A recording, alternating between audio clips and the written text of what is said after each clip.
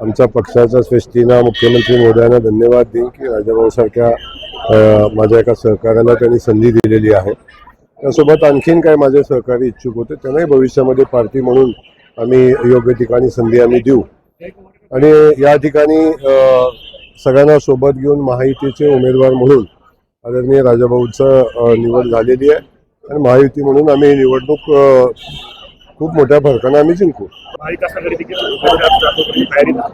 नाही, आता निवडणुकीमध्ये फॉर्म कोण कोण भरतंय थोडं पाहायला लागेल आणि निवडणुकीत फॉर्म भरल्यानंतर त्या संदर्भातली चर्चा होईल। माझी भावना तर हीच राहील की निवडणूक बिनविरोध व्हावी, यासाठी मी ज्या ज्या लोकांशी बोलणं आवश्यक आहे त्या सगळ्या लोकांशी मी चर्चा करेन आणि त्यांना विनंती करेन।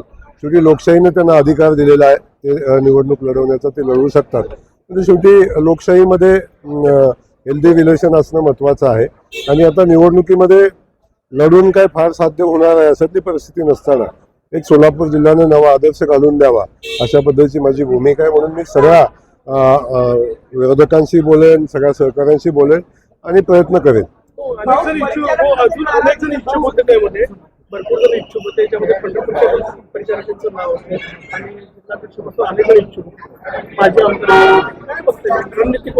नाही, एक समजून घ्या की शेवटी भारतीय जनता पक्षाचा विस्तार एवढा मोठा आहे, ताकद एवढी मोठी आहे की कुणालाही वाटतं की एकदा तिकीट आम्हाला मिळालं की आम्ही आमदार होऊन जाऊ अशा पद्धतीची भूमिका सातत्याने सगळ्या माझ्या बांधवांची सहकाऱ्यांची राहते। शेवटी एकच उमेदवार होता, पक्षाने निर्णय घेतला तर आम्ही सगळे मिळून आता आम्ही त्या उमेदवाराला निवडून आणण्यासाठी प्रयत्न करू आणि जे जे इच्छुक आहेत ते आमची महत्त्वाचीच लोक आहेत, त्यांना योग्य ठिकाणी पक्ष पार्टी म्हणून आम्ही संधी देऊ। काही दिवस अगोदर उदय सामंत सोलापूरला आले होते आणि त्यावेळेस त्यांनी म्हणलेलं की आमच्या कार्यकर्त्यांना दम द्यायचा ना, आमच्याकडे पण 112 जण आहेत, काय नेमकी भानगड काय आता सेनासोबत आपल्या? आता भानगड काय ते तुम्हाला माहिती असेल, परंतु कुठलीही भानगड नाही। आम्ही सगळेजण एकत्र आहोत, महायुती म्हणून जागांचं वाटप झालेलं आहे।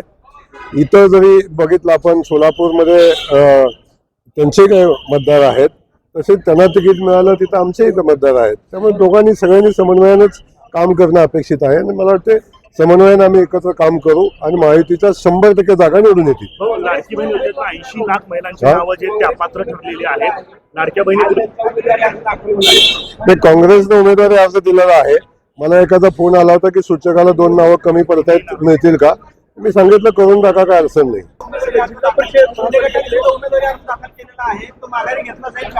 अरे बाबा, आम्ही एकत्र आहे, शिंदे गट नाही, शिंदे शिवसेना, आम्ही सगळेजण एकत्र आहोत आणि आम्ही सगळे मिळून निवडणूक लढणार आहोत।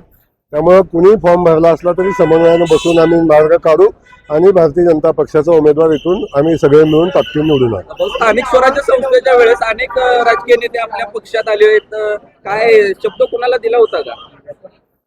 मी शब्द ज्यांना देतो तो शब्द पाळतो आणि जो शब्द दिला असेल त्यांचा शब्द भविष्यात पण पाळू आम्ही। बस की, चला, धन्यवाद।